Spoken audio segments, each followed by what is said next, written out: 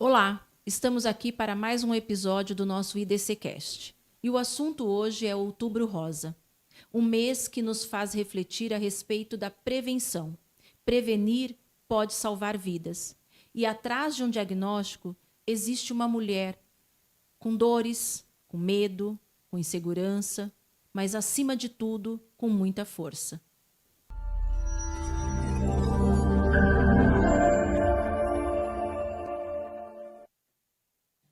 No episódio de hoje, eu trago uma convidada muito especial, uma mulher que venceu o câncer de mama e que traz uma história de coragem, fé e recomeço. Porque mais do que falar sobre a doença, falaremos hoje sobre vida. Débora, muito obrigada por ter aceitado esse convite. É uma honra, é um prazer enorme te receber aqui e poder ouvir e compartilhar da tua história com todo mundo que está nos ouvindo hoje. Eu que agradeço, é um prazer. Muito obrigada pelo convite, trazer essa pauta tão importante para mim e espero que quem assista goste.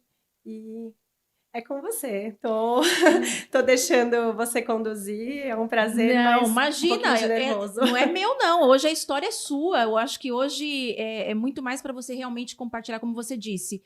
Anteriormente você estava me dizendo que essa sua história, esse seu testemunho de vida, talvez, se tornou um propósito, né? Eu havia separado aqui algumas perguntas, mas eu acho que fica muito mais funcional você contar a sua história, essa trajetória, desde o momento que você recebeu o diagnóstico até o dia de hoje. Fala um pouquinho a respeito disso. E o mais importante, a prevenção, né? Na verdade, o Outubro Rosa ele vem justamente para nos lembrar que prevenir salva vidas. E ainda, infelizmente, nós sabemos que existem muitas mulheres que não buscam por essa prevenção. Então, me fala um pouquinho de tudo isso. Claro, com certeza. Eu sou jornalista e ter a oportunidade de participar desse podcast e ainda atrelar a minha história com informação e com prevenção me faz muito bem. A honra é minha. E com 35 anos, no ano de 2022, eu fui diagnosticada com câncer de mama.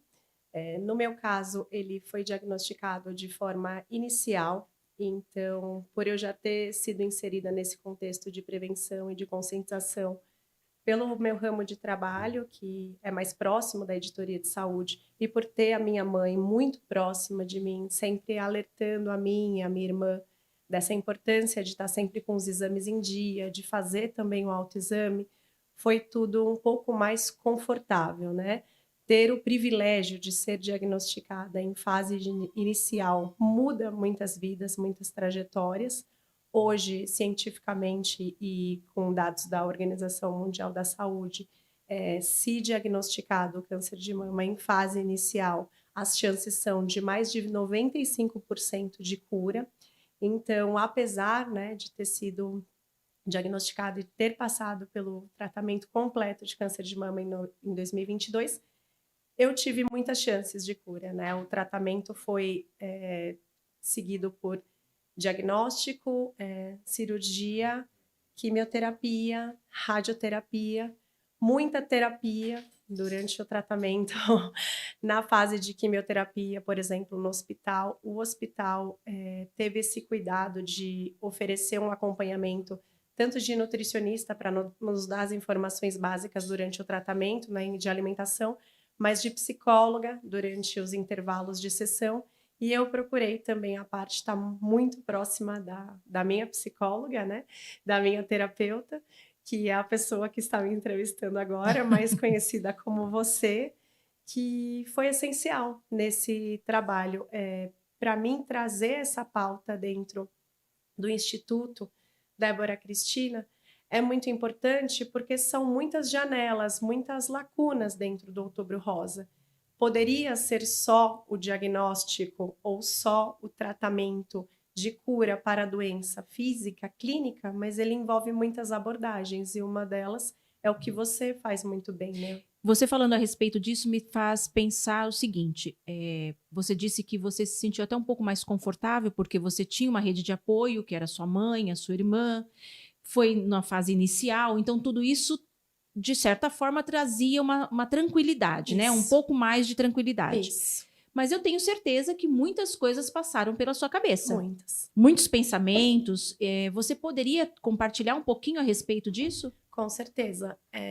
O diagnóstico, infelizmente, ele traz também uma preocupação muito forte atrelada à morte, né? Infelizmente, a palavra câncer, ela vem sentenciada e a gente vem desmistificando, inclusive, essa atitude. Esse podcast traz mais informação de que não é uma sentença, mas muitas coisas acontecem no meio do caminho, né? Dentre elas, uma coisa que me impactou diretamente e que você me ajudou muito também nesse quesito, que foi a questão de trabalho, de carreira.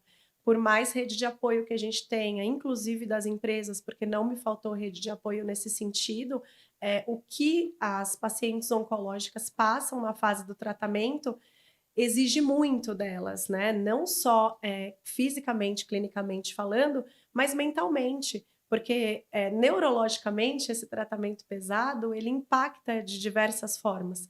Eu, por exemplo, não tenho vergonha nenhuma de falar, mas eu tive vários estágios depressivos durante o tratamento.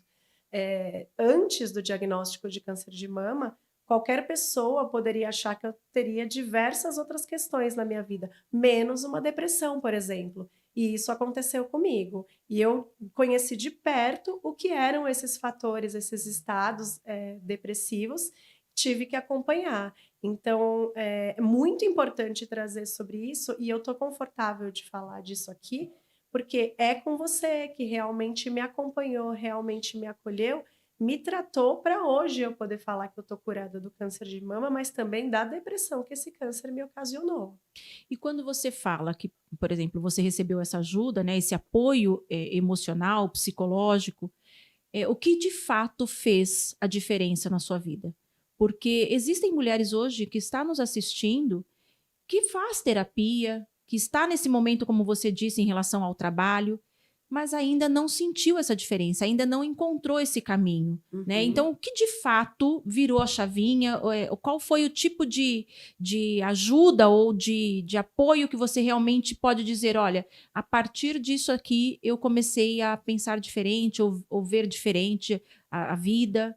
E, inclusive, antes de você falar se você pensou, como é que você pensou diferente, em algum momento você pensou em desistir? Eu pensei várias vezes em desistir de tentar, como é que eu posso dizer? Chegar no que eu era antes do câncer. Isso foi uma coisa que você me ajudou a trabalhar. Por exemplo, eu coloquei na minha cabeça durante o tratamento que quando acabasse a parte mais pesada, vamos assim dizer, de quimioterapia e radioterapia, que após essas conclusões, a minha vida, entre aspas, voltaria ao normal.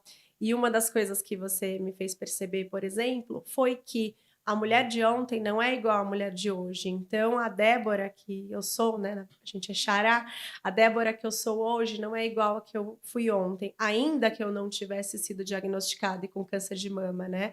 A gente evolui, a gente amadurece, as coisas acontecem na nossa vida de diversas maneiras. E além do câncer, a gente tem várias outras adversidades no meio do caminho.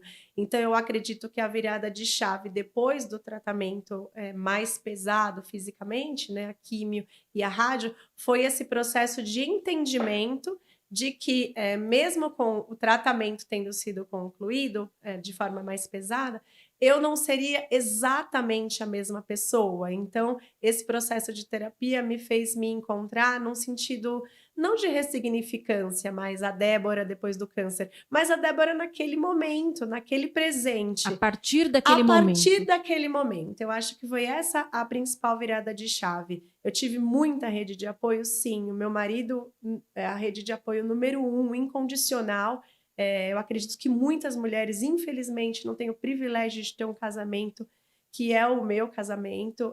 A gente teve vários exemplos, inclusive na mídia, na imprensa, de mulheres que tiveram a separação durante essa fase, o que é muito difícil. Eu fui uma privilegiada e ele mesmo foi uma pessoa que, sabendo que eu tinha você como nesse acompanhamento, né, como minha psicóloga, ele mesmo te acionava Sim. quando via que eu não estava nesse circuito, né, pretendido de evolução e de manutenção. Então, essa virada de chave foi graças a você, ao seu trabalho que me fez enxergar isso dessa maneira e dessa rede de apoio que, inclusive, acreditava no seu trabalho, na sua especialidade. Eu acredito nisso.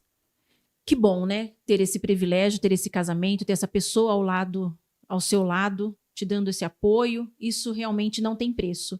Infelizmente, é como você disse, muitas mulheres não têm, né? Mas isso não significa que elas precisam desistir. Isso.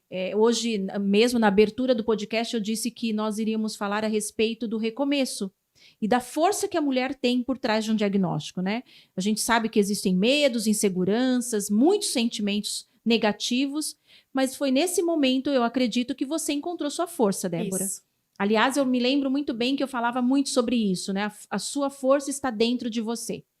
E então, independente da rede de apoio, para que as mulheres que estão nos ouvindo saibam que essa força existe, né? De alguma forma ela vai aparecer e te dar condições de recomeçar. Existe. E eu acredito muito nessas ferramentas, tanto provenientes da sua especialidade como da rede de apoio, ou em alguns outros formatos que outras pessoas acreditem que é o que faz bem, enfim, saúde física, mental, espiritual, eu acredito em vários campos, mas ter essas pessoas que nos lembram a todo momento de que essa força, ela tá aqui, que ela existe, é o que faz a gente continuar e não desistir.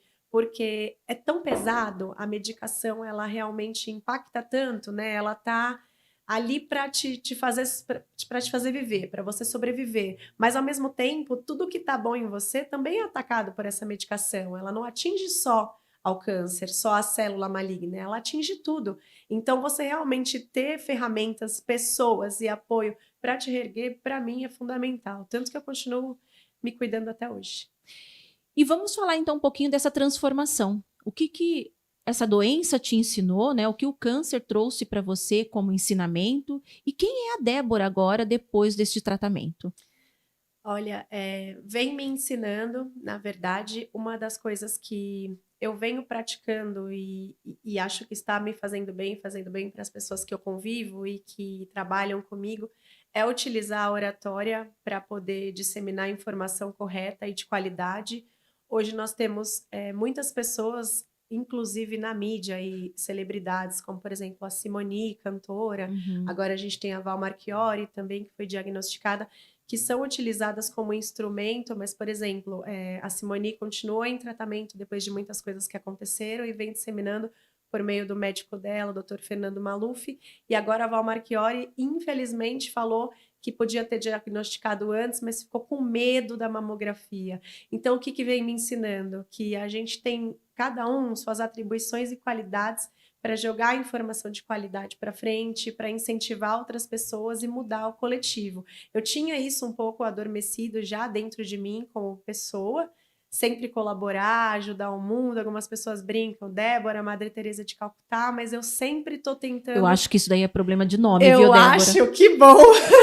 Que ótimo! Esse negócio de ser a Madre Teresa, eu acho que tá atrelado ao nosso nome. A gente fica ajudando de todas as formas, um pouquinho ali, um pouquinho aqui. Agora, eu acho que me ensinou que essa causa é minha também como propósito de vida, né? Já tinha tido histórico familiar, minha mãe já passou por isso, algumas outras pessoas, onco-friends, que se eu fosse tentar falar o nome, eu esqueceria de alguém, mas eu acredito que me ensinou isso, né? Que a gente pode atrelar os campos da nossa vida para poder ajudar as pessoas com informação e qualidade, porque às vezes a gente acha que precisa se associar a uma ONG e ali tá todo dia, ou fazer um trabalho voluntário todo dia, ou fazer uma doação em espécie todo dia, quando na verdade esse podcast, por exemplo, já é uma iniciativa que muda, porque se a gente ajuda uma pessoa a fazer um exame que está assistindo, a gente já mudou a realidade de muitas, porque não fui só eu impactada com a minha doença, as pessoas que estavam próximas de mim também foram impactadas, então a gente vai ajudando várias vidas. Então a Débora de hoje, acho que ela foi transformada para colocar mais em prática essas iniciativas de ajuda, agora por uma causa particular, né? Mas que ainda assim ajuda muitas pessoas. Que maravilha. Agora vamos falar um pouquinho do autocuidado e da feminilidade, né? Isso mudou na sua vida. Eu tenho certeza que depois desse diagnóstico, depois do tratamento, essa questão do autocuidado veio com tudo, veio com força. Veio com tudo, veio com mais força. Se antes eu já ficava mais de olho, eu olhava mais para mim, agora é a prioridade da prioridade, né? Por mais que acabei brincando, falando que eu gosto de ajudar todo mundo e fazer pelos outros, eu estava lá na parte de baixo da lista, não me via tanto como prioridade, e isso também foi uma coisa que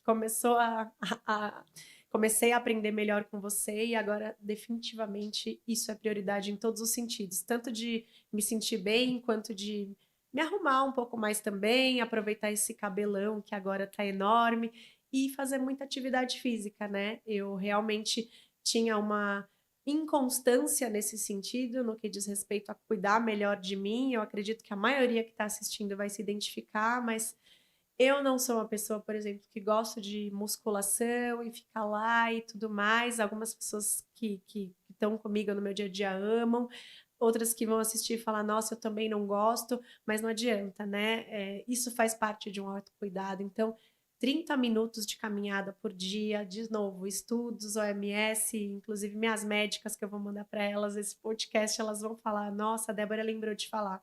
Faz muita diferença. E você sabe que eu aprendi com você. Sério? Eu sabia, né? Óbvio que a atividade física faz bem para tudo. Faz. E que nós devemos praticar. Mas eu não sabia que isso impactava diretamente na questão do câncer. Impacta. As pessoas ainda associam, entre aspas, apenas a alimentação, ou, por exemplo, bebida alcoólica e cigarro, mas cientificamente 30 minutos de caminhada, qualquer atividade física por dia, até reduzindo um pouquinho mais, que nem as minhas médicas Qualquer falam. movimento, né? Qualquer movimento, 150 minutos por semana. Então, quem tem um bebê, um agachamento com o bebê no colo, quem não consegue ir para uma academia, pode fazer em casa, no apartamento, com algumas coisinhas que simbolizem 1 quilo, 2 quilos. Então, assim, se na pandemia a gente aprendeu um pouquinho balde também, cheio de água, né? Um balde cheio de água, a gente vai improvisando, garrafinha e tudo mais, que hoje isso também está bem endossado em mim. Depois que a saúde mental ficou em dia, eu consegui colocar isso como prática, e isso também melhorou na autoestima, né? Porque agora tudo se encaixou melhor de dentro para fora e de fora para dentro. De acordo com o que cada uma acha que é a sua melhor versão, né? Bom, já que você tocou nesse assunto, eu me sinto à vontade um pouco para falar disso. Você disse do seu cabelão. Do meu cabelão. Você passou por esse processo, né, de ter perdido o seu cabelo, e isso impactou demais na sua autoestima. Eu me lembro que isso foi o que mais te incomodava. Foi. Então, o que você pode dizer para essas mulheres que também estão passando por isso e tem essa questão da autoestima abalada por conta do cabelo? Abalada Muito embora mesmo. eu dizia que você estava linda. E, nossa, hoje eu vejo e eu não tava feia, não tava tão ruim. Sabia, eu dizia isso. Não tava tão feia, eu acho, mas eu brinco agora, vendo as fotos e entendendo um pouco mais, de que, infelizmente, pra gente, quando tá no tratamento, a gente olha a careca, pelo menos a maioria, né? Tem algumas influenciadoras que continuaram carecas e com cabelo curto, né? Conseguiram se ver mais belas ainda, eu não consegui. Algumas usam lenço, outras peruca. Eu acabei optando pela peruca, me senti mais confortável, mas foi um processo bem difícil para mim, porque eu enxergava ali uma dificuldade, eu enxergava ali uma dor, eu enxergava ali a minha fraqueza. Quando a gente se olha no espelho, isso eu acho que ser humano, não é nem só as mulheres, mas a gente, mulher, vê o cabelo como uma maquiagem, né? Eu brinco com meu marido. A minha maquiagem é o cabelo e a sua maquiagem é a barba. Se ele tirar a barba e eu tirar muito cabelo, a gente se estranha um pouco certo. E não dá muito certo pelo que a gente acha que é bonito para mim e para ele. Mas hoje não, hoje eu vejo que realmente eu estava assim bonita, eu estava bela e estava vencendo e estava saudável, né? Algumas oncofriends e ativistas, né? Eu ainda não trabalho com isso, mas algumas pessoas que trabalham com esse assunto falam: não é uma batalha, não é uma luta, não é uma sentença. Tem algumas termologias que eu ainda estou aprendendo, eu não uso, me vejo ainda aprendendo. Esse assunto é embrionário para mim. Esse é meu primeiro podcast, né? O primeiro de muitos? Primeiro de muitos, né? Mas é uma dor passageira, definitivamente, né? Eu, na época, e muitas pessoas que estão assistindo vão saber disso, ou ouvindo ou falando, que a gente ouve muito cabelo cresce, e quem fala que cabelo cresce. A gente sabe, só que demora tanto para crescer que a gente acaba ficando desanimada, desistindo. E depois do processo de terapia em dia e de tratamento clínico finalizado, cresceu tão rápido, né? Que então o que eu falo, assim, realmente vai passar, e a forma que a gente escolhe passar, com apoio, pedindo ajuda, levantando a mão, faz passar mais rápido, né? Porque hoje eu vejo que o cabelo foi um pequeno detalhe, pequeno mesmo, de tudo que aconteceu. Com certeza, com certeza. E tudo passou. E tudo passou. Bom, se você pudesse resumir para quem está nos assistindo em uma única palavra, tudo que você viveu, qual seria?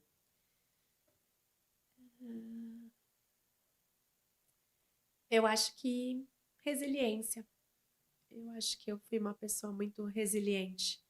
Eu acho que a resiliência me acompanhou mais do que qualquer outra palavra que eu poderia usar, e aí eu iria voltar e ia trocar por outra. Acho que resiliência define bem isso para mim, Débora. Bom, para além de tudo que a gente conversou, você acha que tem alguma coisa que é importante você falar, que eu não tenha perguntado, que não tenha rolado aqui no nosso bate-papo e que as mulheres estão assistindo deveria ouvir? Eu vou fazer só um complemento de que quem está passando, quem já passou, ou as pessoas que estão próximas dessas pessoas que estão passando, hoje existem diversas instituições que arrecadam mechas de cabelo. Eu queria deixar Com toda Eu certeza. queria deixar esse recado porque você é uma pessoa que já contribuiu. As pacientes do Instituto Débora Cristina, os pacientes que passam com a doutora Débora já fizeram esse tipo de contribuição. Há instituições, e eu queria trazer o nome do Instituto Amor em Mechas aqui para esse podcast. Depois eu posso passar o arroba, tudo direitinho, mas é só escrever Instituto Amor em Mechas, fica aqui em São Paulo. Porque as doações de cabelo, às vezes a gente vai cortar o cabelo e esquece, elas são muito fáceis de ser aproveitadas e revertidas em perucas para mulheres em situações de vulnerabilidade, que passam em tratamentos pelo SUS e que, infelizmente, não conseguem ter um acompanhamento mais próximo de profissionais de uma qualidade como você, que é inquestionável. Então, quem puder entrar em contato com o Instituto Amor em Mechas, pode até, enfim, curtir a página, entrar em contato, porque qualquer mecha de cabelo pode ser com química, pode ser enrolado, pode ser loiro, pode ser moreno, não importa, não tem regra, pode contribuir para uma peruca. Mecha faz toda a diferença, Uma né? mecha faz toda a diferença. Então, assim, eu quero muito poder ajudar outras pessoas a passarem por esse tratamento com um privilégio que eu passei. Eu tive muitos privilégios de estar aqui. Muitas pessoas não têm o privilégio de estar aqui porque eu descobri inicialmente. Então, façam seus exames e, se possível, se puderem, quando estiverem bem, assim como eu estou, doem mechas, doem informação de qualidade, que acho que é isso que importa no final das contas. Débora, foi uma alegria muito grande poder te receber aqui. Esse bate-papo eu tenho certeza que foi rico em informações, rico em propósito, né? A gente falou muito sobre propósito durante todo o teu tratamento e eu só tenho a agradecer. Muito obrigada mais uma vez por estar aqui conosco, compartilhando da sua dor e que hoje é uma vitória, um recomeço e uma história de muita coragem, fé e sucesso, né? Com certeza, eu que agradeço e espero que a gente impacte muitas mulheres e que a gente continue fazendo bem, porque você é essa pessoa, o seu trabalho faz bem para muitas pessoas. Muito obrigada, Débora. Que Outubro Rosa nos lembre de nos cuidar, prevenir e acolher todas as mulheres que lutam e renascem a cada dia. Este foi mais um episódio do nosso IDCcast. Cuide-se e ame-se. Viver é o melhor tratamento.